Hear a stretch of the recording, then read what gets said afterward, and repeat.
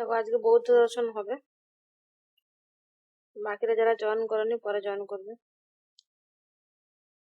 বৌদ্ধ দর্শন হচ্ছে নাস্তিক দর্শনদের মধ্যে একটা দর্শন,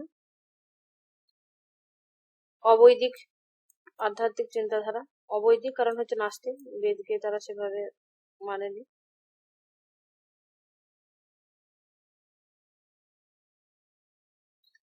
আনুমানিক খ্রিস্টপূর্ব 6ষ্ঠ শতকে শাক্য বংশীয় রাজপুত্র সিদ্ধার্থ, বুদ্ধদেবের আগে নাম ছিল সিদ্ধার্থ, পরবর্তী ক্ষেত্রে তার নাম হয়েছে বুদ্ধ। তিনি সেই কালের মানে সেই সময়কালের ধর্ম সংকট এবং তত্ত্ব সংকট বা সমাজের যে দুঃখময় জগৎ, সেই জগৎ থেকে রক্ষা করার জন্য তিনি উঠে পড়ে লেগেছিলেন।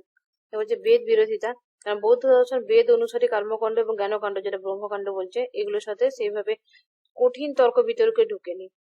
জৈন দর্শনও তাই, ঠিক আছে, তারা কিন্তু দর্শন আলোচনা করেনি, দর্শনের এত কঠিন জাল তারা পছন্দ করতেন না। পরবর্তী ক্ষেত্রে তাকে তার ধর্মের মধ্যে বা তার চিন্তাধারার মধ্যে দর্শনটাকে খুঁজে বের করার চেষ্টা করা হচ্ছে। অ্যাকচুয়ালি তিনি কিন্তু দর্শন আলোচনাতে এত ছিলেন না, দর্শন আলোচনা তিনি নিজে থেকে করেননি। নিশ্বরবাদ, ঈশ্বরের ধারণা ছাড়াই বৌদ্ধ চিন্তাধারা আধ্যাত্মিকতার উচ্চ মান্যতা প্রতিষ্ঠা করেছে, এবং অবশ্যই নিরীশ্বরবাদ। তাহলে জৈন দর্শন ও নিরীশ্বরবাদ, বৌদ্ধ দর্শন ও নিরীশ্বরবাদ, এরা আলাদা করে ঈশ্বরকে মানেনি। কারণ এদের মতে গৌতম বুদ্ধকে ঈশ্বর মানে, আর জৈন দর্শনে তীর্থঙ্করদেরকে ঈশ্বর মানে। আচ্ছা, চারবাগারা কাকে ঈশ্বর মানে? রাজাকে। রাজাকে, একদম। বৌদ্ধ দর্শনের প্রভাব, যে ভারতীয় জীবন সংস্কৃতির উপরে কিরকম প্রভাব ফেলেছে দেখো। বলছে বৌদ্ধ দর্শন ভারতের যে সমাজ সংস্কৃতি ধর্ম, সেই তখনকার যে সমাজ, সেটার উপরে একটা প্রভাব ফেলেছিল। আন্তর্জাতিক প্রসার, যে ভারতে শুধু সীমাবদ্ধ ছিল না, কিন্তু এশিয়ার বিভিন্ন দেশে মহাদেশে কিন্তু এই গৌতম বুদ্ধের এই প্রভাবটা ছড়িয়ে পড়েছিল। বেদান্তের প্রতিক্রিয়া বলতে বৌদ্ধ প্রভাবের কারণে উপনিষদের যে চিন্তাধারা নতুন ভাবে ভাষ্য রচনা করে নিজেদের অবস্থান শক্তিশালী করে তুলতে বাধ্য হয়, এটা বলতে চাইছি। এটা এতটা গুরুত্বপূর্ণ না, এটাকে ধ্যান দেওয়ার দরকার নেই। মেন যেগুলো কোশ্চেন পড়বে সে আমরা এক্সাম ওরিয়েন্টেড পড়বো, ওগুলো জাস্ট শুরু করলাম তো একটু বলে দিলাম, ওইটুকু নর্মাল জ্ঞান থাকলেই হলো। এরপরে হচ্ছে মেন কোশ্চেন যে জায়গাগুলো হয় সেগুলো আমরা খুঁটিয়ে পড়বো। আর্য সত্য, তাহলে বৌদ্ধ ধর্মের 4টি মহান যে সত্য তাকে বলছে আর্য সত্য। তাহলে এগুলো কোথা থেকে এলো আর্য সত্যগুলো? না, বুদ্ধদেব তপস্যা করে এই 4টা আর্য সত্যকে সে লাভ করেছিল তপস্যার ফল হিসাবে। সেইগুলো কি কি? এক হচ্ছে দুঃখ, 2 হলো দুঃখ সমুদয়, দুঃখ নিরোধ মার্গ। দুঃখ কি? অতটা কিছু নয়, যে জগৎ দুঃখময়, সর্বম দুঃখম, চারদিকে দুঃখ রয়েছে, জন্ম হচ্ছে, জরা রোগ, সব জায়গাতে যেন একটা দুঃখ পাচ্ছে, বিচ্ছেদে দুঃখ, প্রিয়জন মারা গেলে দুঃখ, তাহলে জীবনযাপন চলতে গেলে দুঃখ। তিনি সুখকে আপেক্ষিক এবং ক্ষণস্থায়ী বলে মনে করতেন, এবং দুঃখটাই বলছে যেন বেশি। তো এই জন্য সেই দুঃখ থেকে পরিহারের একটা রাস্তা তাকে খুঁজে বের করতে হবে। সেজন্য বলছে জগৎটা তো দুঃখময়, ঠিক আছে, মেনেই নিলাম। যে ইন্দ্রিয় সুখ আপাতত আনন্দ দিলেও তা আসলে দুঃখেরই রূপ। যেমন শিশু নিষিদ্ধ বস্তু গ্রহণে আনন্দ পেলেও তা ক্ষতির দিকে কিন্তু নিয়ে যায়। বাসনা তৃষ্ণা, যে দুঃখের মূল কারণ জীবের অমিত বাসনা, যা কখনো পূর্ণ হয় না, সেই কারণে মানুষ দুঃখ পায়। তাহলে এখানে দুঃখতে বলতে চাইছে মানুষ দুঃখ পায়, এবং কোন কোন জায়গায় দুঃখ পায় সেগুলো বলেছে। এরপরে হচ্ছে তোমার দুঃখ সমুদয়, মানে হচ্ছে তোমার দুঃখের কারণ। বলছি দুঃখ তো রয়েছে, কিন্তু তাহলে দুঃখের কারণটা আমাদের খুঁজে বের করতে হবে। এটা হচ্ছে very very very very important, এখান থেকে প্রচুর কোশ্চেন আছে, মানে কোশ্চেন এখান থেকে পাবে, বৌদ্ধ দর্শন থেকে কোশ্চেন এখান থেকে একটা উঠাই। তাহলে দাঁড়া, কেউ আসছে, হচ্ছে সেটা কি বলছে, বুদ্ধদেবের দুঃখের উৎপত্তির জন্য ভবচক্র বা দ্বাদশ নিদান তত্ত্বটা উপস্থাপন হয়েছে। এটা কোশ্চেন আছে, ভবচক্র বা দ্বাদশ নিদানটা গৌতম বুদ্ধের কত নম্বর আর্য সূত্রের সাথে লিঙ্ক? সেটা হচ্ছে তোমার দ্বিতীয় আর্য সূত্র, দুঃখ সমুদয় বা দুঃখের কারণ আছে। এখানে হচ্ছে দুঃখের কারণে যে চক্রগুলো, এই দুঃখের কারণগুলো যে 12টা কারণ, এর একটা সিকুয়েন্সটা কোশ্চেন আসতে পারে, এটাকে মনে রাখতে হবে স্টেপ বাই স্টেপ। বলছে তিনি দুঃখের মূল কারণ কি তারপরে বার করছেন। দুঃখের মূল কারণ কি? দুঃখের মূল কারণ কি? অবিদ্যা, অজ্ঞান, এটাই বলেছে দুঃখের মূল কারণ। তাহলে এই যে দ্বাদশ নিদান বা ভবচক্র, এই ভবচক্র বা দ্বাদশ নিদানে 12টা যে নিদান, সেই নিদানগুলো আমাদেরকে মনে রাখতে হবে। এখানে আমি একটা সূত্র করে দিয়েছিলাম, অশ্ববেত্রী না, অস বিনা শস্য বেত্র উভয় যাজরা। ঠিক আছে, এটা লিখে রেখে নিতে পারো এভাবে।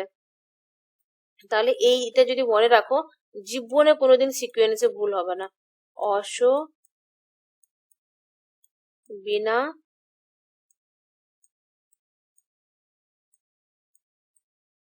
শস্য বেত্রী, কিরকম করে হয়েছে সেটা নিশ্চয়ই বুঝতে পারছো তোমরা, আলাদা করে বলার দরকার নাই। বেত্রী উভয় যাজরা। না, আমি তো প্রচুর ভুল করতাম এটাকে, ওই জন্য এখন এইভাবে আমি মনে রাখার একটা বানিয়েছি। যা জরা, তো বর্গ জটা ঠিক মতো এখানে মাউসে লিখতে পারলাম না। তাহলে এখানে দেখো, বিনা শস্যবিত্র উভয় যাজরা কিভাবে? অবিদ্যা, সংস্কার, বিজ্ঞান, নামরূপ, সরায়তন, স্পর্শ, বেদনা, তৃষ্ণা, এরপরে হলো তোমার উপাদান, ভব, জাতি, জরা, মরণ। জরা মরণ একসঙ্গে চলে আসবে, এইভাবে সিকোয়েন্সটা মনে রাখতে হবে। অবিদ্যাকে অবিদ্যা বলতে অজ্ঞান, সংস্কার হলো তোমার প্রবৃত্তি, বিজ্ঞান বলতে চেতনা, নামরূপ হচ্ছে দেহ এবং মন, সরায়তন হচ্ছে ছোট যে ইন্দ্রিয়, স্পর্শ বলতে ইন্দ্রিয় এবং বস্তুর যে সংযোগ, আমাদের স্পর্শ যেটা হয়, বেদনা হলো অভিজ্ঞতার ফল, তৃষ্ণা হচ্ছে আকাঙ্ক্ষা, উপাদান আসক্তি, পুনর্জন্মের প্রবণতা ভব, জাতি হচ্ছে জন্ম, মরা হলো দুঃখ। আর একটা জিনিস আমি যেটা স্কিপ করে গেলাম, যেটা বলা উচিত ছিল, এদের যে ইয়েটা ত্রিপিটক, যে ধর্মগ্রন্থটা, সেটা কিন্তু পালি ভাষায় রচিত ছিল। এটা ইম্পর্টেন্স মনে রাখবে। এবং ত্রিপিটকের যে 3টি পিটক একত্রে ত্রিপিটক বলে। এই যে পিটক অর্থে পিটকটার অর্থ কি সেটা তোমাদেরকে জানতে হবে। পিটকটার অর্থ হলো তোমার পেটিকা বা তোমার ওই বাক্স বা ঝুড়ি, এরকম ধরনের বলা হয়। এবারে হচ্ছে 3টে পিটকের কি কি নাম সেগুলো মনে রাখতে হবে। 3টে পিটক হচ্ছে বিনয় পিটক, সূত্র পিটক, অভিধম্ম পিটক। বিনয় পিটকে কি আছে? সেখানে আছে বিনয় অর্থে কি? আচার, অনুষ্ঠান। তাহলে বিনয় পিটক বলতে বোঝে বৌদ্ধ সন্ন্যাসীদের আচার আচরণ সম্পর্কিত যে বিভিন্ন বিধি নিষেধ গুলো, নিয়ম কানুন গুলো, অর্থাৎ আচার রিচুয়াল কিভাবে হবে সেইগুলো লেখা আছে। সংযত জীবনযাপনের জন্য বৌদ্ধ ভিক্ষুকদের আচার আচরণ সংক্রান্ত যেসব নিয়মাবলী, মানে তুমি সংযত ভাবে জীবনযাপন করবে, কিভাবে রিচুয়াল পালন করবে, এগুলো লেখা রয়েছে বিনয় পিটকে। সূত্র পিটকে কি রয়েছে? বলছে সূত্র পিটক হচ্ছে, সূত্র মানে হচ্ছে তোমার সংক্ষিপ্ত কোনো কিছু বচন। সূত্র পিটকের 5টা নিকায় বা বিভাগ আছে, ঠিক আছে। আর এখানে হচ্ছে বুদ্ধের যে উপদেশগুলো সেগুলো লেখা আছে সূত্র পিটকে, সূত্র আকারে। এরপর হচ্ছে অভিধম্ম পিটক। অভিধম্ম পিটকে হচ্ছে তোমার দার্শনিক তত্ত্বগুলো এখানেতে রয়েছে। সূত্র পিটকের অন্তর্গত যে বুদ্ধের উপদেশগুলো ছোট করে সূত্র আকারে বলা থাকে, সেইগুলো অভিধম্ম পিটকেতে সুন্দর করে ব্যাখ্যা করা আছে বা আলোচনা করা আছে। ঠিক আছে, বোঝা গেল? ওটা একটু স্কিপ করে গেছিলাম, ওটা একটু বলা উচিত ছিল। এরপরে চলো 3 নাম্বার যে আর্য সত্য, সেটা হচ্ছে তোমার দুঃখ নিরোধ বা মুক্তি। হচ্ছে বুদ্ধদেব বলছে দুঃখের তো রয়েছে জগতে, এত রকমের দুঃখ, ভ্যারাইটিস দুঃখ দেখলাম, দুঃখের কারণগুলোও দেখলাম। এবারে হচ্ছে তোমার দুঃখের নিবৃত্তিও তাহলে সম্ভব। এটা বলছে দুঃখের নিবৃত্তি হলে সেটাকে আমরা কি বলবো? সেটা বলছে নির্বাণ, যেখানে সমস্ত কামনা বাসনা শেষ হয়ে যাবে, সমাপ্তি ঘটে যাবে, আর থাকবে না। নির্বাণ মানে হচ্ছে দুঃখ মুক্ত অবস্থা এবং সেখানে প্রকৃত শান্তি। দেখো এখানে বৌদ্ধ দর্শনে কি বলছে? মুক্তি মানে নির্বাণ, মুক্তিটাকে নির্বাণ বলেছে, এবং নির্বাণ মানে সেখানে কি দুঃখ মুক্ত এবং শান্তিরা থাকবে, ঠিক আছে। আর ন্যায় দর্শনে বলবে মুক্তি মানে, ওরা মুক্তি বলছে সুখ দুঃখ কোনো কিছুরই অনুভূতি থাকবে না, মুক্তি তো একেবারেই মুক্তি, এই ধরনের কথা বলে। আচ্ছা, এবারে 4 নাম্বার আর্য সত্য দেখো, দুঃখ নিরোধ মার্গ। তোমরা শুনতে পাচ্ছ? কারো কোনো সমস্যা নেই তো? কারো আওয়াজ পাচ্ছে না? ঠিক আছে সবাই? হ্যাঁ ম্যাম। আচ্ছা,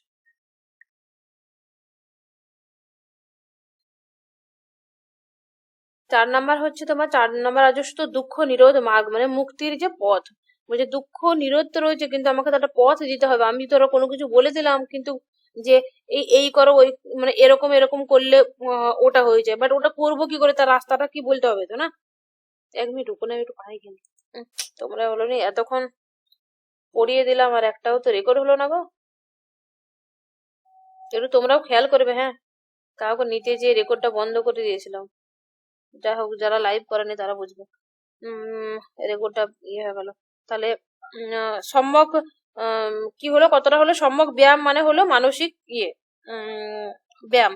সম্যক স্মৃতি মানে যে 4টা আর্য সত্য সম্পর্কে জ্ঞান হয়েছে সেগুলোকে আমাদের স্মরণে রাখা, মনে করা এবং জীবন যাপনের ক্ষেত্রে সেগুলোকে কাজে লাগানো। এরপরে হচ্ছে সম্যক সমাধি। সম্যক সমাধি বলতে 7টি অঙ্গ যথাযথ অনুষ্ঠিত হলে সাধকের চিত্ত শান্ত হয়ে যায়। মানে হচ্ছে আমরা যখন এই উপরের অষ্টাঙ্গিক মার্গের উপরের 7টা মার্গ যখন আমরা ঠিকঠাক করে পালন করব না, তখন একটা ব্যক্তি তখন শান্ত হয়ে যায়। দেখবে কোনো মানুষ যখন অশান্ত থাকে, দুঃখ কষ্ট ভোগ করে না, একটা নির্দিষ্ট টাইম পর কিন্তু সে ছটফট করে। তারপরে যখন সে প্রকৃতই তার জ্ঞান হয়ে যায়, জগৎ সম্পর্কে সে বুঝতে শিখে বা সত্যটা যখন সে বুঝতে পারে, মেনে নেয়, তখন দেখবে তার তড়পানোটা কমে যায়, তখন তার কষ্টটা কমে যায়। একটা টাইম যে কিন্তু শান্তি চলে আসে, চুপচাপ হয়ে যায়। তাহলে এটাই বলতে চাইছে, সমস্ত গুলো যখন সে টোটালি যখন মেনে মেনে চলবে, সম্যক জ্ঞানটা তার থাকবে, তারপরে সংকল্প নেবে যে আমি এবারে করবোই। সম্যক বাক মানে হচ্ছে তোমার সেই ঠিকঠাক করে সত্য কথা বলবে, চাতুরি করবে না। একটা কথা এখানে বলা যেতে পারে,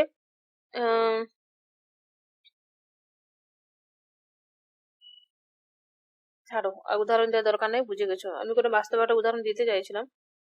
সম্যক সমাধিতে কি হচ্ছে, তাহলে উপরে যখন সমস্ত 7টা অঙ্গকে মেনে চলছে, তখন লাস্টে কি হচ্ছে বলছে, সাধক তখন সে নির্বাণ লাভের জন্য উপযুক্ত হচ্ছে। এবং সমাধি আবার 4টা স্তর রয়েছে, সমাধিরও কিন্তু আবার 4টা স্তর রয়েছে।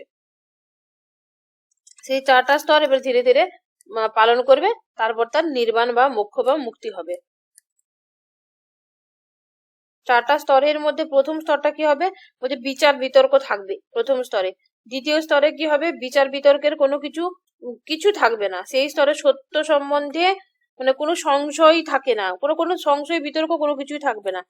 আর যেটা 3 নাম্বার, সেখানে হচ্ছে আত্মচেতনা সম্পূর্ণ বিলুপ্ত হয়ে যায়, মানে সুখের অনুভূতি, আনন্দের প্রতি একটা উদাসীনতা চলে আসে।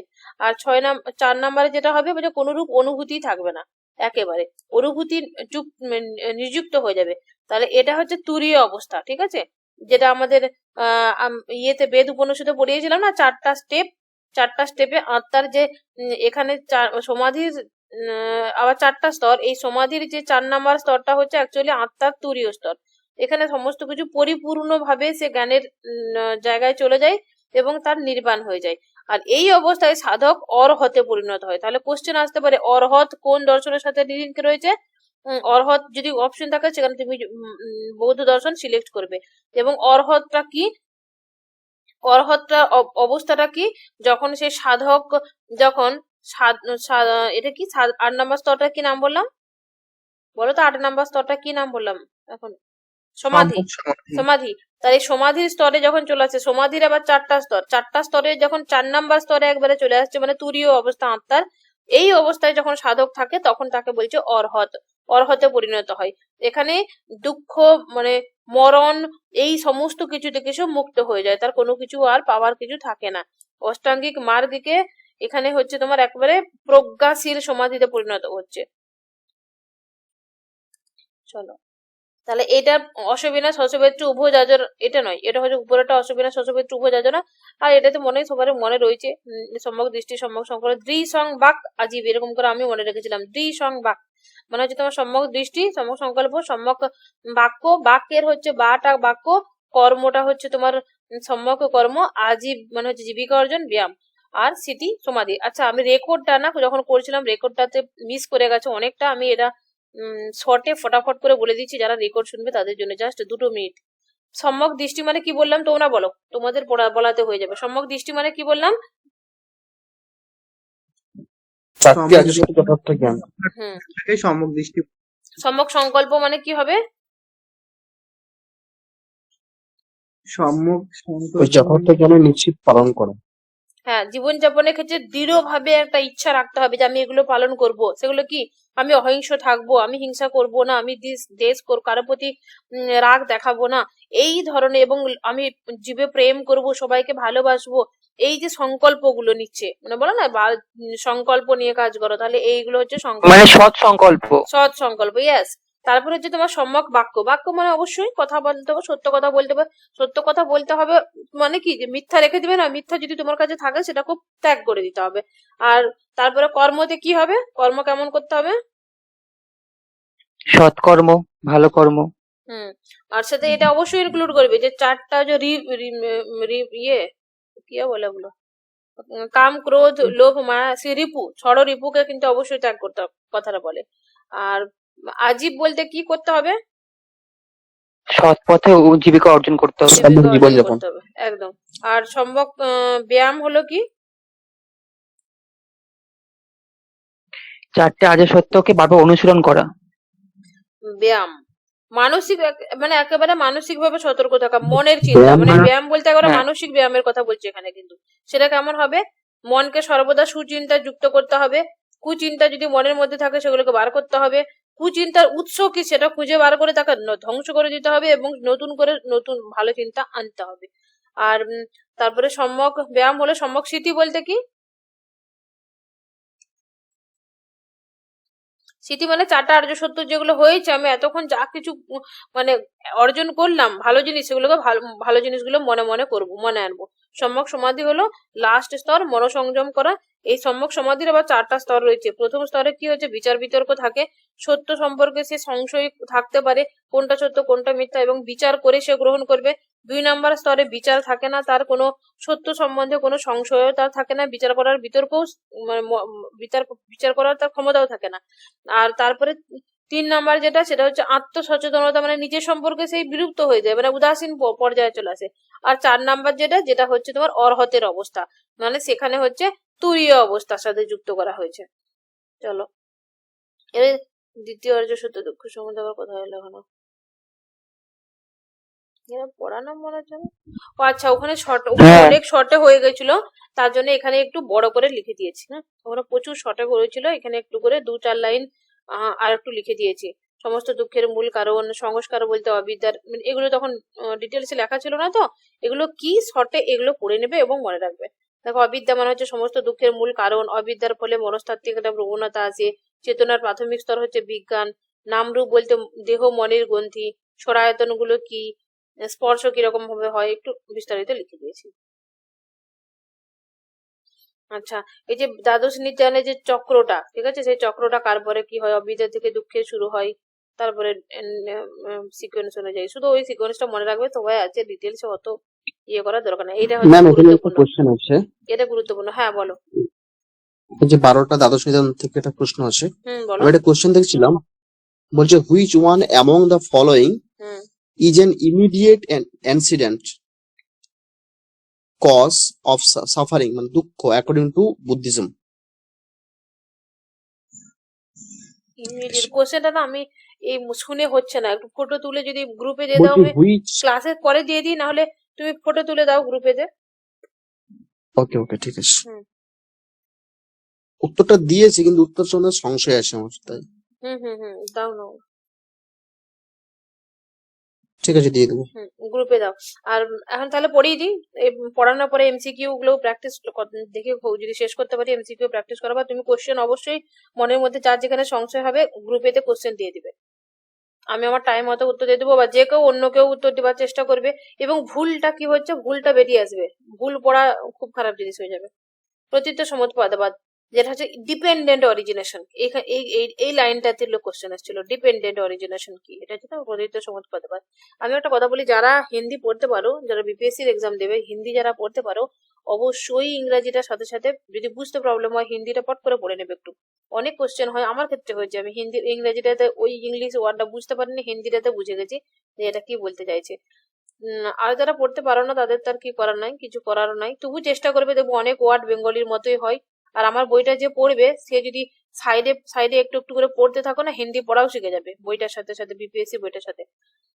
আর নেটেতেও কিন্তু তাই সেম অবস্থা, নেটেতেও সেম অবস্থা। আর এখানে আমাদের ওয়েস্ট বেঙ্গলে পিএসসি তে কি বলবো, পিএসসি তে তো মানে ইংরেজি পরীক্ষা দিতে হবে। দেখ, তোমরা যে প্রিপারেশন করছো না, প্রিপারেশনটা কাজে লাগবে তোমাদের, কারণ আমাদের, তুমি খেয়াল করে এনি টাইম এসএসসি আসবে, যেরকম করে পিএসসি এমএসসি আসছে না, হুট করে এসএসসি কোনোদিন চলে আসবে। যারা এই প্রিপারেশনের সাথে রয়েছো, মানে এই কানেক্টিং থাকবে না, এই যে শুনতে শুনতে ক্লাসে শুনতেই হবে, হয়তো তুমি নিজে বিরাট কিছু পড়ছো না, কন্টিনিউ যদি ক্লাসগুলো রিপিট শুনো, বা লাইভ করলে সাথে 2বার রিপিট শুনে নিলে, নোটটা 2বার পড়ে নিলে, আর না পড়লেও সবার জানা রয়েছে, শুনতে শুনতেও ইয়ে থাকবে। আমি বলবো যে আমার কাছে টিউশন পড়ছে বলে এরকম বলবো না, কারো নিজে থেকেও পড়ার ইচ্ছা হতে পারে। আমি সবাইকেই বলি, এমনিতেও ফ্রিতেও যখন পড়াই, যে টাচে থাকো, যে কোনো সময় পরীক্ষা হতে পারে কিন্তু। আচ্ছা, ওখানে তো আবার এসএসসি মানে বাংলা ইংরেজি দুটো থাকবে দেখবে। মেন কনসেপ্টে নলেজ থাকলে একটু কোশ্চেনটা দুবার চারবার পড়লে উত্তর চলে আসে। আচ্ছা, ডিপেন্ডেন্ট বলতে মানে একটার উপর ডিপেন্ডেন্ট, মানে কি প্রত্যেকটা কাজের কারণ আছে, এটাই বলতে যাচ্ছে। ডিপেন্ডেন্ট অরিজিনেশন থিওরিটা কাদের? এটা হচ্ছে জৈনদের, এই কিন্তু জৈনদের বলছে, বৌদ্ধদের। প্রতীত সমাজবাদ বৌদ্ধদের। এটা কিসের সম্পর্কে? দ্বিতীয় আর্য সত্যের সাথে। প্রতীত সমাজবাদ জগতের সকল কিছু পারস্পরিক নির্ভরশীলতার উপর নির্ভরশীল। কোনো বস্তু বা ঘটনা স্বতন্ত্রভাবে থাকে না। এটা হলো প্রতীত সমাজবাদের মূল কথা। প্রতীত মানে হলো প্রাপ্তি, অবলম্বন, আর সমাজবাদ মানে হলো উৎপত্তি, মানে কোনো কিছুকে অবলম্বন করে কোনো কিছুর উৎপত্তি। প্রতীত সমাজবাদ অনুযায়ী এক বস্তু বা ধর্মের উৎপত্তি অপর বস্তু বা ধর্মের উপরে নির্ভরশীল। বোঝা গেল? চন্দ্রকীর্তির মতে এটি কার্যকারণের পারস্পরিক নির্ভরশীলতাকে বোঝাচ্ছে। কার্য এবং ফলের পিছনে একটা কারণ থাকবেই। কারণ কার্যের এই শৃঙ্খলই ভবচক্র তৈরি করে। ঠিক আছে, কারণ কারণের শৃঙ্খলটা, যখন এটি থাকে তখন সেটি হয়, যখন এটি থাকে না তখন সেটি হয় না। এটা হচ্ছে তোমার এই যে শৃঙ্খলটাকেই বোঝাচ্ছে, কার্যকরণ সম্পর্কটাকেই বোঝাচ্ছে। প্রধান দ্বাদশ নিদান ভবচক্রের মাধ্যমে প্রতীত সমাজবাদ ব্যাখ্যা করা হয় এইভাবে। এই সিকোয়েন্সটা দিয়েছে।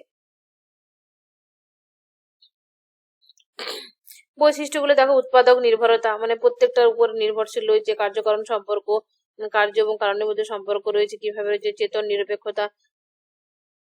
মূল কথা একটাই, দুবার তিনবার করে আলাদা আলাদা করে উদাহরণের সাহায্যে বলে দিয়েছে। মধ্যম পন্থার সমর্থন, বলছে বস্তু একান্ত সৎ বা অসৎ নয়। জাগতিক বস্তু অনিত্য ও পরনির্ভরশীল। অনিত্য, পরনির্ভরশীল। শাশ্বতবাদ উচ্ছেদবাদের উভয়ের বিরোধিতা করে। তাহলে এরা হচ্ছে, যদি বলে মধ্যম পন্থা কারা অবলম্বন করে? বৌদ্ধরা। বলছে এরা একান্ত ভাবে, মানে সৎ অসৎ যেটা আর কি, মানে কোনো একটা নির্দিষ্ট উপর নির্ভর করছে, মানে একান্তই সৎ, যেটা পরমবাদের কথা বলছে। আর উল্টো দিকে হচ্ছে তোমার উচ্ছেদ। এই দুটোর মধ্যবর্তী পন্থা অবলম্বন করে এরা, মানে দুটো কি একেবারে কঠোরভাবে মানছে না।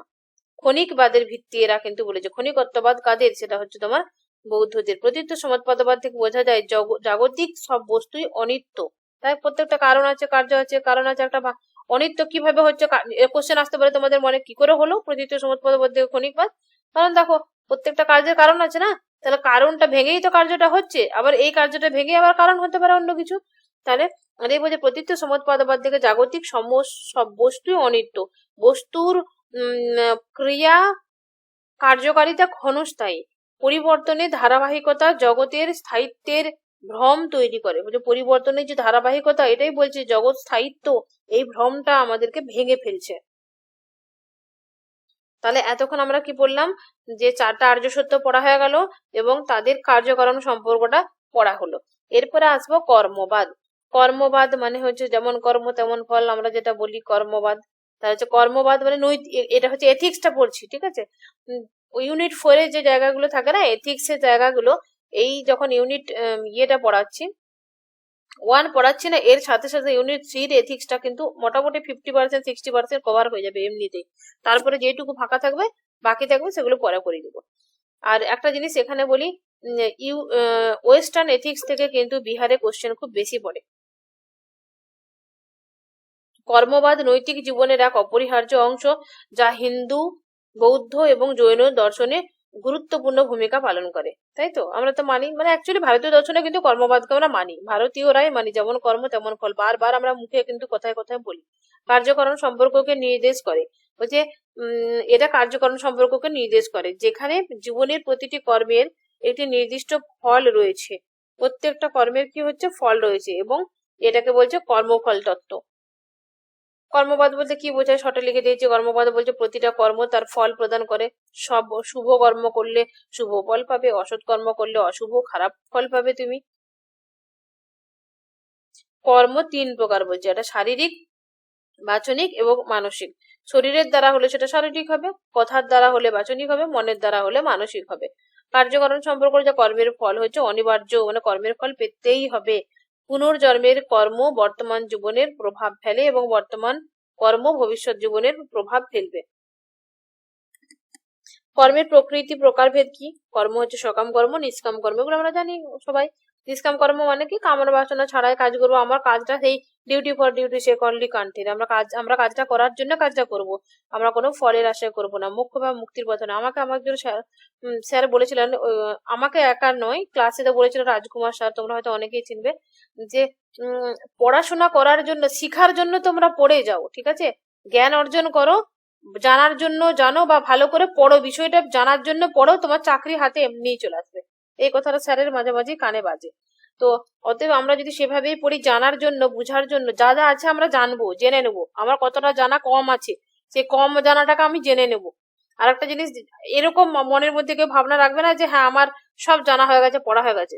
শুধু এইটুকু মাথায় রাখবে যে আমার বন্ধুরা আমার থেকে অনেক কিছু বেশি পড়ে নিয়েছে, আমি অনেক পিছিয়ে আছি, আমাকে আরো অনেক বেশি পড়তে হবে। তার জন্য আমাকে দিনে অন্তত 5 মিনিট করে, আজকে 2 ঘন্টা পড়লে কালকে 2 ঘন্টা 5 মিনিট পড়বো, পরের দিনে 2 ঘন্টা 7 মিনিট পড়বো। তো এরকম করে আমি বাড়াবো পড়ানোটা। এবং আমার জানা কম আছে, আমার বন্ধু বেশি পড়ছে, অতএব আমাকে বেশি পড়তে হবে এবং আমাকে জানতে হবে, এই ভাবে কিন্তু পূর্ণতা আনতে হবে। তাই হচ্ছে নিষ্কাম কর্মটাও ঠিক ওরকম। অ্যাকচুয়ালি আমি ভাবি ওটা নিষ্কাম কর্মের মতোই, যদি কাজটা করা যায় তাহলে অটোমেটিক ফল তোমার চলে আসবে। এবার হলো সকাম কর্ম, কামনা বাসনা মুক্ত কর্ম। সকাম কর্ম হলো কামনা বাসনা মুক্ত কর্ম, এটি কর্মফল উৎপন্ন করে, জীবন চক্রে পুনর্জন্মের কারণ। সকাম কর্ম যদি আমি ভেবে কাজ করি তাহলেই দুঃখ পাবো।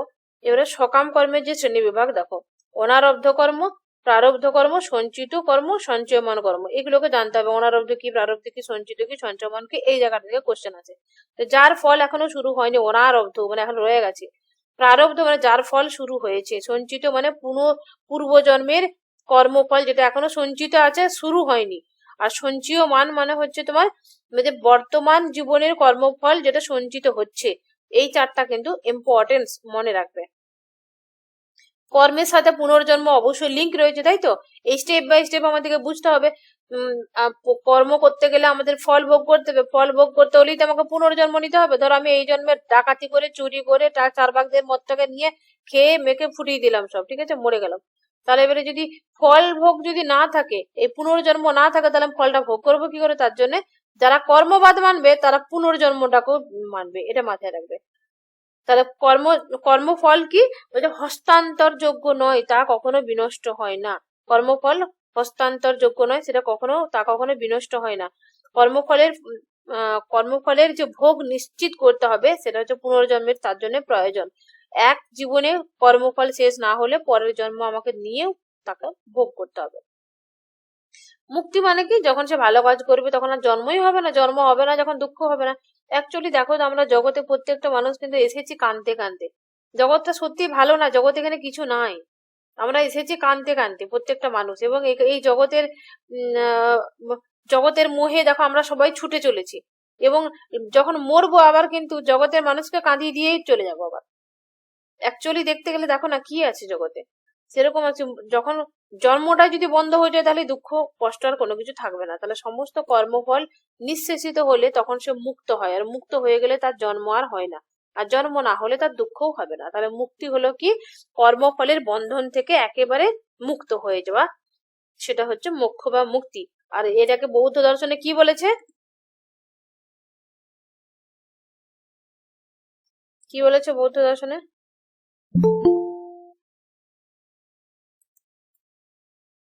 এত লেট জয়েন করলে হবে? এরপরে দেখো ক্ষণিকবাদ। ঠিক আছে, লেট হলেও জয়েন করবে, এরকম যেন কারো না হয় যে একটু লেট হয়েছে বলে জয়েন করবো না, অবশ্যই জয়েন করবে। আর ক্ষণিকবাদ হচ্ছে তোমার কি? ক্ষণিকবাদ হলো বৌদ্ধ দর্শনের একটা মৌলিক তত্ত্ব, যেটা জগতের সমস্ত কিছু ক্ষণস্থায়ী বলে যায়। একটা ওই যে বলেছে না, প্রতীচ্য সমুৎপত্তিবাদ কার্যের কারণ আছে, সেরকম ভাবে এখানে ক্ষণস্থায়ী ক্ষণবাদী কেন বলেছে? যেমন বলছে মোমবাতির যে সুতোটা, বলছে একটা সুতো ধ্বংস হয়ে যাওয়ার আগে সে অন্য সুতোটাকে আগুনটা দিয়ে দিচ্ছে, আর দিয়ে দিচ্ছে বলেই সামনেরটাকে দিয়ে দিচ্ছে এবং নিজের পিছনেরটা ধ্বংস হয়ে যাচ্ছে। এইভাবে প্রত্যেকটা জগতের সমস্ত কিছু ক্ষণস্থায়ী, এই কথাটা বলে বৌদ্ধ। যে সব বস্তু ঘটনা ক্ষণস্থায়ী, একমাত্র ক্ষণিক বস্তু কার্য উৎপাদন করতে সম্ভব। এটা কোশ্চেন আসতে পারে যে বৌদ্ধ দর্শনের মতে কি ক্ষণিক বস্তু কার্য উৎপাদন করতে একমাত্র সম্ভব। আর তো জগতে কিছু স্থায়ী নয়, এগুলো তো নয়, কি কথা বলে দিলাম। অর্থক্রিয়াকারিত্ব, অর্থক্রিয়াকারিত্ব কি বোঝায়? কার্য উৎপন্ন করার সামর্থ্য সত্তার বৈশিষ্ট্য, যার কার্য উৎপাদন করার ক্ষমতা রয়েছে। স্থায়ী বস্তু কার্য উৎপাদনে অক্ষম। তাহলে বৌদ্ধ দর্শনে কি পেলাম? একটা কনসেপ্ট, যে স্থায়ী বস্তু কার্য উৎপাদন করতে পারে না, যে ক্ষণিক সেই একমাত্র কার্য উৎপাদন করতে পারে। এটা মনে রাখবে, যে স্থায়ী বস্তু কার্য উৎপাদন করতে পারে না, যে ক্ষণিক সেই কার্য উৎপাদন করতে পারে। যুক্তি ও ব্যাখ্যা হলো যে স্থায়ী বস্তু কার্য উৎপন্ন করতে পারে না কারণ তা পরিবর্তনশীল নয়। আর পরিবর্তনশীল না হলে, ধরো দুধটা যে দই হবে, দুধটা নষ্ট না হলে দই হবে কি করে? দইটাকে ভালো করে চিপে তার নাড়ি ভুড়ি বার না করলে পনির হবে কি করে? তাহলে সেরকম আর কি। পরিবর্তনের জন্য প্রধান কারণ ও সহকারী কারণের সমন্বয় প্রয়োজন রয়েছে। কার্য উৎপন্ন করতে হলে বস্তু অবশ্যই ক্ষণিক হতে হবে। বারবার লিখে দিয়েছি, জীব, চৈতন্য, সমস্ত বস্তু ক্ষণিক এবং বাহ্যিক আভ্যন্তরীণ উভয় জগতই ক্ষণিক। তাহলে জীব, চৈতন্য মানে এবং বস্তু সব ক্ষণিক, বাহ্যিক আভ্যন্তরীণ সব রকম বস্তুই ক্ষণিক। এবার হচ্ছে আত্মা সম্পর্কে মতবাদ। আত্মা সম্পর্কের মতবাদ কি? এটা very very very very important, বহুতবার কোশ্চেন এসেছে যেটা। আত্মা সম্পর্কে মতবাদ হলো কি? অনাত্মবাদ। অনাত্মবাদী কারা? তারা হচ্ছে বৌদ্ধরা। অনাত্মবাদ বলতে এখানে কি বোঝাচ্ছে? এরা কি আত্মাকে মানে না? অবশ্যই আত্মাকে মানে, স্থায়ী আত্মাকে মানেন না। বলছে জগতের সমস্ত বস্তু, অনুভূতি, সত্তা ক্ষণস্থায়ী, কিছুই স্থায়ী নয়। আত্মাটাও সেরকম ভাবে স্থায়ী নয়, মানে ওটা হচ্ছে একটা ধারা, প্রবাহ রয়েছে, সেইভাবে আত্মাটা থাকে। অন্যান্য দার্শনিক যেভাবে আত্মাটাকে মানে সেভাবে মানছে না আর কি। বলছে বস্তু বা সত্তার তিনটা অবস্থা, সেটা হচ্ছে উৎপত্তি, স্থায়িত্ব এবং বিনাশ। অনাত্মবাদের মূল তত্ত্বগুলো দেখো। আত্মা বলতে কোনো চিরস্থায়ী সত্তার অস্তিত্ব নেই। সত্তা পাঁচটা স্কন্ধের সমষ্টি। বলছে এই চিরস্থায়ী আত্মা দ্বারা কিন্তু মানে না। আত্মা প্রবাহের মাধ্যমে, বলছে সংস্কার গুলো কিভাবে তাহলে যায়? বলছে ওগুলো হচ্ছে একটা বলছে এক জন্ম যে থেকে অপর জন্ম কর্মটা ভোগ করবে, বলছে ওটা হচ্ছে প্রবাহের মাধ্যমে চলে যায় অটোমেটিক। আর পাঁচটা স্কন্ধের কথা বলেছে। পাঁচটা স্কন্ধ কি কি? এটা প্রচুর ইম্পর্টেন্স, প্রচুর বার কোশ্চেন এসেছে। রূপ, বেদনা, সংজ্ঞা, সংস্কার। বিজ্ঞানটা এখানে দিতে হতো, তো বিজ্ঞানটা উঠে গেছে। বিজ্ঞান, আচ্ছা নিচে হয়ে গেছে বিজ্ঞানটা। এটা 5 নাম্বার বিজ্ঞান। রূপ, বেদনা, সংজ্ঞা, সংস্কার, বিজ্ঞান। আচ্ছা, আত্মার অস্বীকার বলছে কোনো চিরস্থায়ী আত্মা বা সত্তা কিন্তু তারা মানে না, ঠিক আছে। পঞ্চস্কন্ধের সমষ্টিযুক্ত আত্মাকে মানে। এরপরে হচ্ছে তোমার পঞ্চস্কন্ধটা কি ডিটেলসে দিয়েছে দেখো। রূপ, বেদনা, সংজ্ঞা, সংস্কার, বিজ্ঞান। দন্তন্য উঠে গেছে।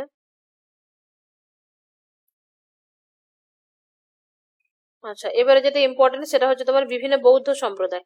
বৌদ্ধ সম্প্রদায় হচ্ছে তোমার মাধ্যমিক, যোগাচার, সৌতান্ত্রিক, বৈভাষিক, 4টা ভাগ। আচ্ছা, এখানে কি থামিয়ে দেবো? অন্যদিন সম্প্রদায়গুলো পড়াবো, দিয়ে তারপরে এমসিকিউ করাবো, না করিয়ে দেবো? বলো তোমরা যেটা বলবে। যদি বলো করিয়ে দিতে তাহলে শেষ করে দেবো।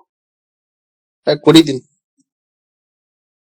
চলো, তাহলে যে বৌদ্ধ সম্প্রদায়ের হচ্ছে মূল দুটো ভাগের নাম বলো তো। হিনজান, মহাযান। হিনজান, মহাযান। আর হিনজানের দুটো ভাগ, মহাযানের দুটো ভাগ। হিনজান হচ্ছে সৌতান্ত্রিক, বৈভাষিক, আর মহাযানের মহাযান হচ্ছে মাধ্যমিক, যোগাচার। আচ্ছা, শূন্যবাদী কারা? সুন্নতি মাধ্যমিক। আচ্ছা, একটা কথা আমি এখানে বলে দিই, তোমরা লিখে রাখতেও পারো পাশেতে, মাধ্যমিক করে যখন ক্লাস করবে একটা চটির খাতা নিয়েও বসতে পারো, নোটস তো পাবেই তার সাথে। দেখো, মাধ্যমিকে অসৎ হলে শূন্য, আমি এটা সূত্র বার করেছি। হ্যাঁ, আর যোগাচার, যোগাচারীরা কি করে? যারা যোগ আচার পালন করে তাদেরকে যোগাচারী বলবো। তারা ধ্যান ধ্যান ট্যান করে, তাই তো। ধ্যান করে মানে কি? আত্মার সম্পর্কে ধ্যান করে, আত্মাটার উপরে ধ্যান করে। তো তাহলে এখানে মাধ্যমিকে খ্যাতিবাদ গুলো কিভাবে যুক্ত রয়েছে দেখো। এই খ্যাতিবাদটা প্রচুর ইম্পর্টেন্ট, কোশ্চেন পড়ে। তাহলে মাধ্যমিকে অসৎ হলে শূন্য মানে হচ্ছে তোমার মাধ্যমিক তাহলে কি হলো? অসৎ খ্যাতিবাদী। কি হলো? মাধ্যমিকরা হচ্ছে অসৎ খ্যাতিবাদী। আর মাধ্যমিকে শূন্যবাদী, তাহলে মাধ্যমিকে যদি পড়াশোনা না করে তাহলে শূন্য পাবে। তার জন্য হচ্ছে মাধ্যমিকরা হচ্ছে শূন্যবাদী এবং মাধ্যমিকরা হচ্ছে অসৎ খ্যাতিবাদী। এরপর হচ্ছে যোগাচার, যোগারা হচ্ছে আত্মখ্যাতিবাদী। যোগাচারীরা কি আত্মাকে নিয়ে সাধনা করে, তো তাই এরা হচ্ছে আত্মখ্যাতিবাদী। মনে থাকবে তো এগুলো, মনে রাখার জন্য বলছি, কারণ পরীক্ষাতে এগুলো প্রচুর পড়ে কোশ্চেন। সৌতান্ত্রিক, বৈভাষিক। সৌতান্ত্রিক নামটার মধ্যে দন্তন্য আছে তো না? দন্তন্য আছে? শুনতে পাচ্ছ না পাওনি? দন্তনা আছে। তাহলে দন্তনা আছে মানে হচ্ছে সৌতান্ত্রিক মানে হচ্ছে অনুমান। এরা হচ্ছে অনুমানের মাধ্যমে বাহ্য জগৎটাকে স্বীকার করেছে, অনুমানটাকে স্বীকার করেছে তোমার সৌতান্ত্রিক। অনুমান দন্ত নয় রসু, ময়াকার দন্ত না, অনুমান। আর সৌতান্ত্রিক এটার মধ্যে, শুধু এটার মধ্যেই দেখো দন্ত আছে, তাহলে এরা হচ্ছে অনুমানটাকে জোর দিব, অনুমানের উপর ভরসা করে বাহ্য জগৎটা আছে বলবে। আর বৈভাষিকরা কি বলবে? প্রত্যক্ষের উপরে। তার বৈভাষিকের প্রত্যক্ষ কোনো ইয়ে নেই, মনে রাখবে। অনুমানটা যখন বেরিয়ে গেল, তাহলে বৈভাষিকরা প্রত্যক্ষটাকে গুরুত্ব দিয়েছে। এই যে কথাগুলো আমি বললাম না, এই 4টা লাইন দিয়ে 10টা লাইন বললাম, এখান থেকে কম করে 20-30 রকমের কোশ্চেন আসে। এ হচ্ছে শূন্যবাদ, হচ্ছে মাধ্যমিক সম্প্রদায়কে শূন্যবাদী বলা হয়। বিজ্ঞানবাদ বলছে যোগাচার সম্প্রদায়, যোগাচার সম্প্রদায়কে বিজ্ঞানবাদী বলে। এবং বাহ্য অনুমেয়বাদী কাদেরকে বলা হয়? সৌতান্ত্রিক দিকে।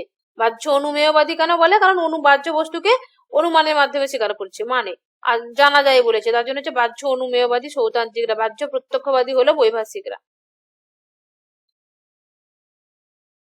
মাধ্যমিক সম্প্রদায় শূন্যবাদ বলতে দেখো, মাধ্যমিক সম্প্রদায়ের প্রতিষ্ঠাতাকে নাগার্জুন, এবং এই সম্প্রদায়ের মতবাদ হচ্ছে শূন্যবাদ বলা হয়ে থাকে। বলছে শূন্যবাদের মূল ধারণা হলো সমস্ত বস্তু শূন্য বা স্বভাব শূন্য। যে বস্তু বা ধারণার স্বতন্ত্র অস্তিত্ব নেই, ওই প্রতিটি বস্তু অপর বস্তুর উপর নির্ভরশীল, নির্ভরশীলতাকে এখানে প্রতীচ্য সমুৎপদবাদ বলা হয়। শূন্যতা মানে অস্তিত্বের অভাব নয়, বরং নিরপেক্ষ অবস্থান বা সকল ধরনের চরম পন্থা থেকে মুক্ত। ঠিক আছে, শূন্য বলতে ওইভাবে শূন্য নয়, নিরপেক্ষ অবস্থান একটা। আর যোগাচার সম্প্রদায় হচ্ছে বিজ্ঞানবাদ। যোগাচার সম্প্রদায়ের প্রতিষ্ঠাতাকে অসংখ্য বসুবন্ধু, এই সম্প্রদায়ের মতবাদ হচ্ছে বিজ্ঞানবাদ। বিজ্ঞানবাদে কি বলা হয়? যে সমস্ত জগৎ হচ্ছে মনের সৃষ্টি। বিজ্ঞান মানে হলো কি, এরা হচ্ছে তোমার যোগাচারবাদী। যোগ মানে কি? যোগাচারবাদী মানে কি, ওরা যোগ করবে, মন ধ্যান আত্মা দিয়ে করবে, তো তাহলে মন আত্মা এই ধরনের কথাগুলো থাকলেই তুমি করবে বিজ্ঞান, যোগাচারবাদী।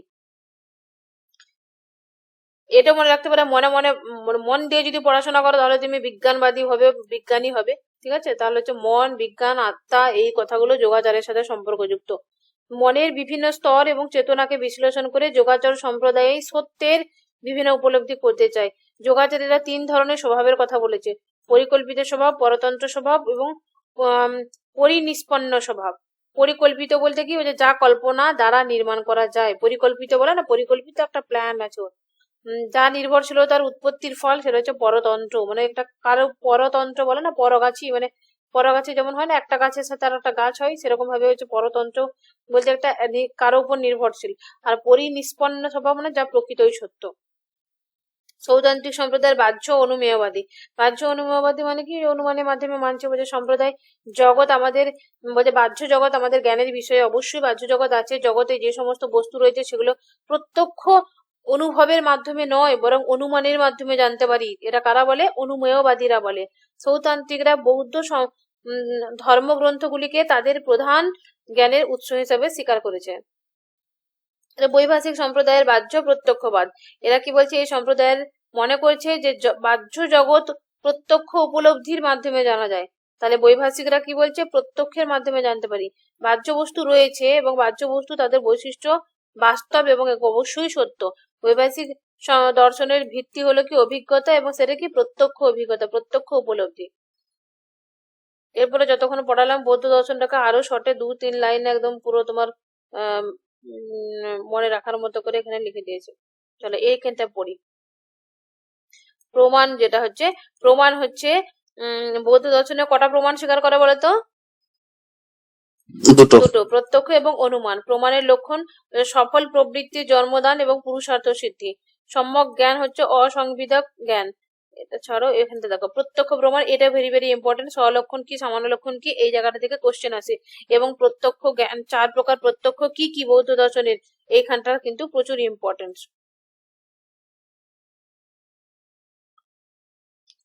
আচ্ছা, স্বলক্ষণ এবং সামান্য লক্ষণ কি? স্বলক্ষণ বলতে নাম জাতি শূন্য ক্ষণিক বস্তু যেটা, সেটা হচ্ছে তোমার স্বলক্ষণ।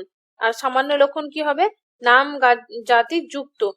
সামান্য মানে কি, সামান্য কাকে বলি আমরা ভাবো না, ওইভাবে ভাবো না। সামান্য মানে কি, যেখানে অনেকগুলো বস্তু থাকে এবং তার যেমন মনুষ্যত্ব সামান্য, এরকম ধরনের আমরা তো বলি, ঠিক সেভাবে আর কি, সেখানে নাম গুণ জাতি সব ধরনের সমস্ত কিছু থাকবে, সেটা হচ্ছে তোমার সামান্য।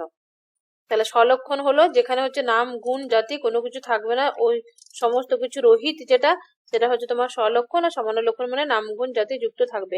এর প্রত্যক্ষ জ্ঞান কয় প্রকার? প্রত্যক্ষ জ্ঞান হচ্ছে 4 প্রকার, সেটা কি ইন্দ্রিয় বিজ্ঞান, মনোবিজ্ঞান, আত্মসংবেদন এবং যোগজ্ঞান বা যৌগিক জ্ঞান। এই 4 প্রকার প্রত্যক্ষ জ্ঞানের কথা বৌদ্ধরা স্বীকার করে। এরপরে দিগনাগ ধর্মকীর্তি বলছে, দিগনাগ বলছে প্রত্যক্ষম কল্পনা বড়ম, এইগুলো কিন্তু ইম্পর্টেন্স, এই লাইন তুলে তুলে কোশ্চেন আছে। প্রত্যক্ষম কল্পনা বড়ম নাম যাত্রাদি সংযুক্তং, আর এটা দিগনাগ বলেছে। আর এখানে হচ্ছে তোমার ধর্মকীর্তি বলেছে প্রত্যক্ষম কল্পনা বড়ম অভ্রান্তম। মানে একটা কথা বলো তো, আমাদের ধর্ম সবসময় অভ্রান্ত হয়, আমরা মানি তো না? এখানে মনে, এটা যদি মনে নাও থাকে, কতগুলো ট্রিক যেভাবে আমি মনে রাখতাম সেই কথাগুলোই বলবো তোমাদেরকে। অভ্রান্ত, আমি ভাবতাম ধর্মকীর্তি, তো ধর্ম মানে আমাদের অভ্রান্ত হওয়া উচিত। তাহলে এই প্রত্যেকটা লেখার মধ্যে যেখানেই অভ্রান্ত পাবো, অভ্রান্ত মানে এটা। নেটেতে দেখবে স্পেশালি এইভাবে থাকে, এই নামগুলো এইদিকে দিয়ে দিল 4-5 জনের, আর তাদের দিয়া ব্যাখ্যাগুলো এই সাইডে দিয়ে দিল, দিয়ে মিলাতে দিবে। তাহলে ধর্মকীর্তি মানে ধর্ম সবসময় আমাদের অভ্রান্ত, এইভাবে মানতে হচ্ছে। তাহলে ধর্মকীর্তি। দিক নাক বলতে নাম গুণ জাতি, না না না, দিক নাক, এখানে নাম গুণ জাতি যুক্ত যেটা থাকবে সেটা হচ্ছে দিক নাক বলেছে, এইভাবে মনে রাখতাম। অনুমানের প্রকারভেদ, স্বার্থ অনুমান, পদার্থ অনুমান, এটা জানোই। শ্রীরূপ, লিঙ্গ, এগুলো এতটা ডিটেলস এখানে এই দর্শনের জন্য না পড়লেও হবে। বৌদ্ধদের বিশেষ গান, আচ্ছা এগুলো মনে রাখবে। গুরুত্বপূর্ণ যে গ্রন্থগুলো কি কি। দিগনাগের হচ্ছে দিগ, এখানে দিনাগ হয়ে গেছে, দিগনাগ হবে। হ্যাঁ, দিগনাগ হবে। প্রমাণ সমুচ্চয়, বসুবন্ধু হচ্ছে তোমার বাধ সিদ্ধি না তো,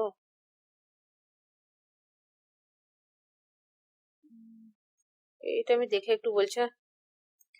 আর ধর্মকীর্তি হচ্ছে তোমার ন্যায়বিন্দু প্রমাণ বার্তিক। এই বইয়ের নামগুলো তোমাদের নিজেদের কাছেও যদি থাকে আলাদা করে, বইয়ের নামগুলো কিন্তু ভালো করে পড়ে রাখবে।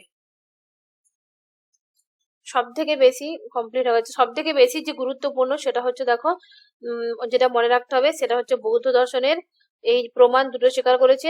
প্রমাণের মধ্যে হচ্ছে স্বলক্ষণ সামান্য লক্ষণ কি, এই ডিস্টেন্স মানে এই জিনিসটাকে মেনেছে।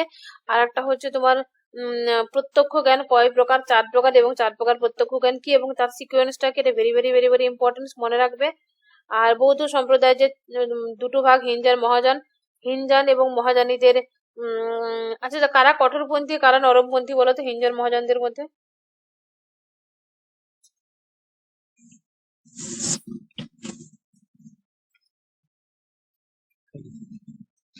ম্যাম কোশ্চেনটা বলুন আরেকবার। হিনজান মহাযানীদের মধ্যে কারা কঠোরপন্থী কারা নরমপন্থী, যেমন আমরা জৈন দর্শনে পেয়েছিলাম না? যারা হিনজানি, যারা বস্তুবাদী তারা হচ্ছে নরমপন্থী, আর যারা ভাববাদী তারা কঠোরপন্থী। বাকিরা কি বলে?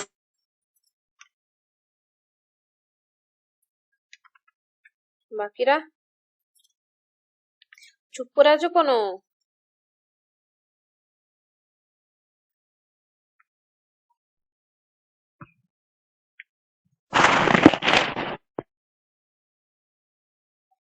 সর্বাস্তিবাদী কাদের বলা হয়? সৌতান্ত্রিকদের, না বৈভাষিকদের।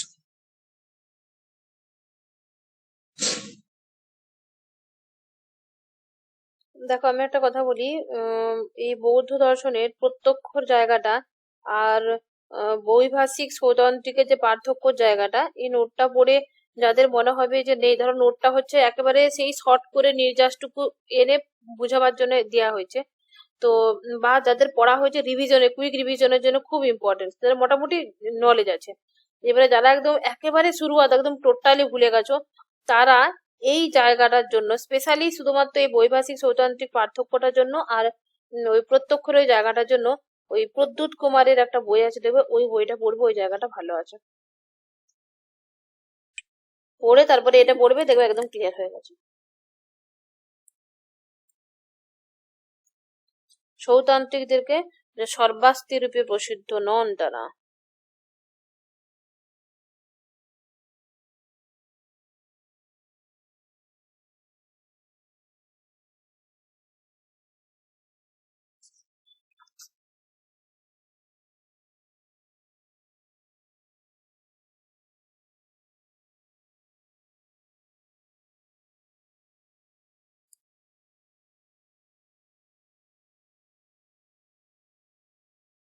আচ্ছা, যারা সর্বাস্তিবাদী তারা হিনজান না মহাযান সম্প্রদায়ভুক্ত?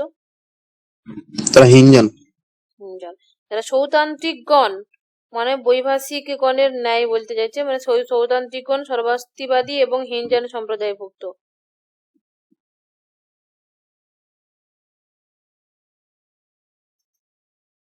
সৌতন্ত্রিক তো সর্বাস্তিবাদী বলা যায় না। মানে একটা সৌতান্ত্রিক বৈভাষিক, সৌতান্ত্রিক থেকে সর্বাস্তিবাদী, এখানে বইয়েতে আমি একটা দেখেছি, ওটা ডিটেলস আমাকে দেখতে হবে, দুটো বইয়ে দুই রকম মত আছে। সৌতান্ত্রিকরা বাহ্য অনুভববাদী, বৈভাষিকরা। সৌতান্ত্রিকদের মধ্যে পার্থক্য,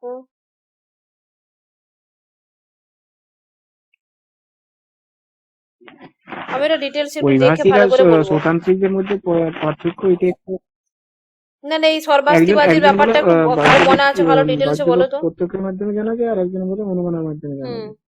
বিষয় হচ্ছে বৈভাষিকরা বলছেন যে প্রতিটি ওরা বস্তুর মধ্যে অতীত, বর্তমান, ভবিষ্যৎ তিনটা কালকে স্বীকার করেছে তারা।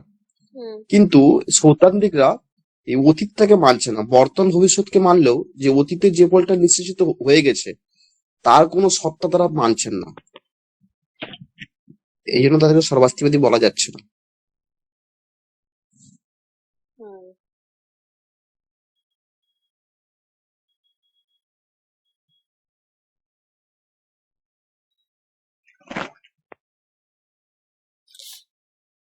কোশ্চেন যদি দুটো অপশন থাকে যে সর্বাস্তিবাদী, অবশ্যই বৈভাষিক হবে, বৈভাষিকগণ সর্বাস্তিবাদী। আচ্ছা, আমি যেখানটা ইয়ে করেছিলাম না, আমি এখন দেখলাম ওখানে মানে বিভিন্ন এমনি যারা ওই সমালোচনা করে না, সমালোচনা করে যারা বিভিন্ন ভাবে ব্যাখ্যা করে, সে ব্যাখ্যার সূত্রে বলেছে যে সৌতান্ত্রিক এই বৈভাষিক গণের মতোই সৌতান্ত্রিক কি বললাম, বৈভাষিক গণের মতোই সৌতান্ত্রিক গণকেও সর্বাস্তিবাদী বলা যায়। কি অর্থে, মানে অন্য কোনো একটা অর্থে, মানে সমালোচনা করতে গিয়ে ক্রিটিক করেছে যারা, তারা আর কি ব্যাখ্যা করেছে। অ্যাকচুয়ালি হবে বৈভাষিকরাই স্বতন্ত্রবাদী।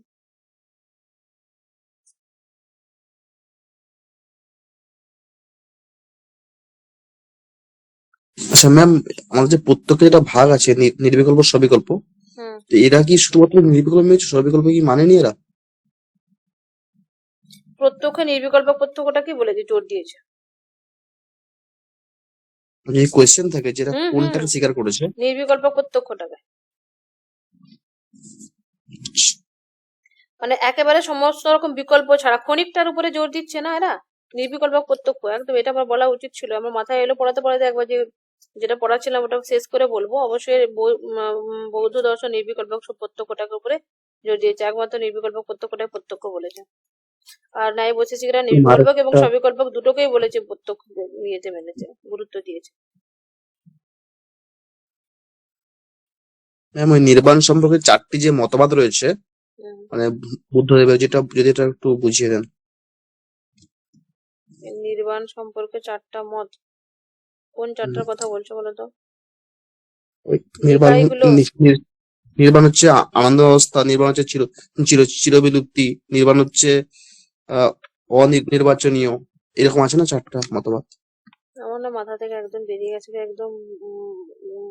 তুমি বলছো তারপরেও আমার মাথায় আসছে না। পরে আমি দেখবো তাহলে। ঠিক আছে। তোমার যদি মনে আছে বলতে পারো।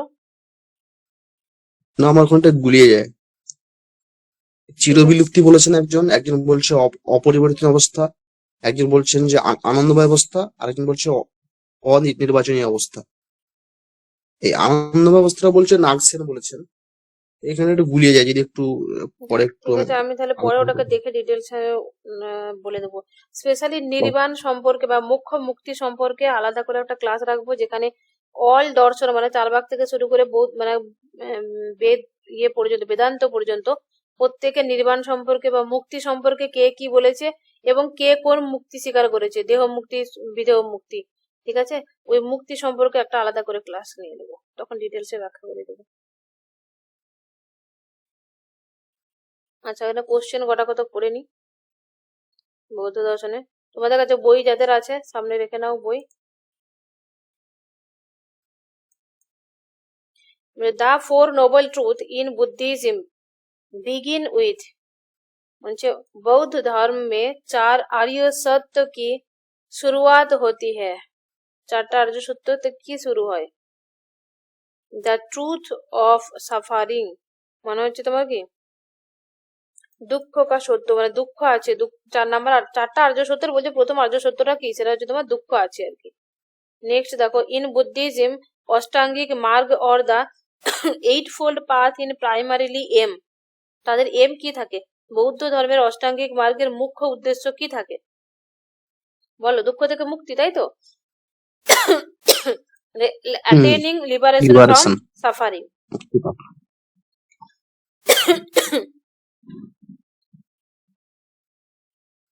এই কোশ্চেনটা একটু গলত আছে। প্রতীত্য সমুৎপাদবাদ মানে dependent origination explain that. Dependent অরিজিনেশনটা কি না, all phenomena are interdependent and arise conditionally. Condition, interdependent, dependent, এই কথাগুলো যখনই থাকবে সেটা প্রতীত্য সমুৎপাদবাদ হবে।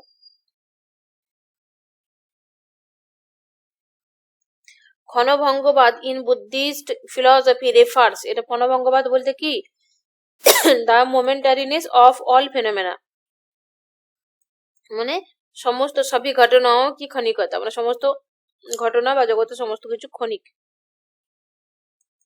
অনাত্মবাদ অর দা, আচ্ছা অনাত্মবাদ আত্মা সম্পর্কে মতটাকে বলেছে অনাত্মবাদ। Doctrine of the non no self reject the concept of.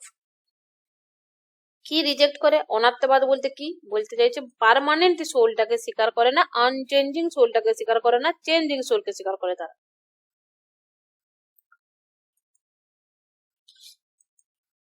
The 8-fold path include. 8-fold পাথটা কি, তার মধ্যে এখানে কি কি রয়েছে, কিভাবে কোশ্চেন গুলো আছে বুঝতে পারছো তো?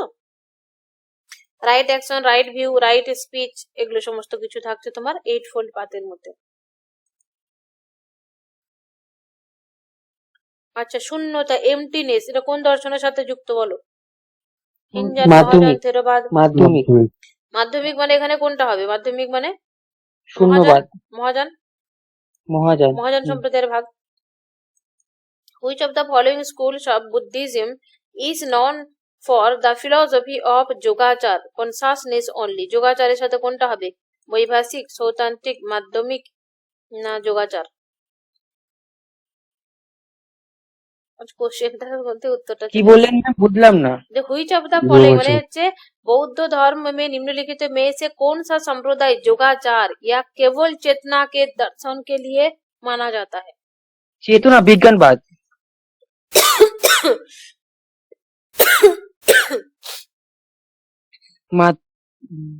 যোগাচারিত হবে কেবল চেতনা। কেবল চেতনা। চেতনা তাহলে মানে মাধ্যমিক চেতনার কথা বলেছে, মন বা চেতনার কথা না বলেছে। না, এটা অবশ্যই যোগাচার হবে। যোগাচার বলেছিল নীল রং নীল চেতনা একই বিষয়, হ্যাঁ, এই সম্বন্ধে যোগাচারই হবে এটা। যোগাচারিত হবে। বৈভাষিক আর সৌতান্ত্রিক তো হবেই না, মাধ্যমিকরা শূন্যবাদ, হ্যাঁ যোগাচারবাদী। Madhyamika philosophy is primarily associated with doctrine of emptiness. শোনো না, এখানে এতটাই ক্লাসটা থামিয়ে দিলাম, পরের ক্লাসে আমি এগুলো কোনোদিন কোশ্চেন গুলো করিয়ে দেবো। এখন 10 থেকে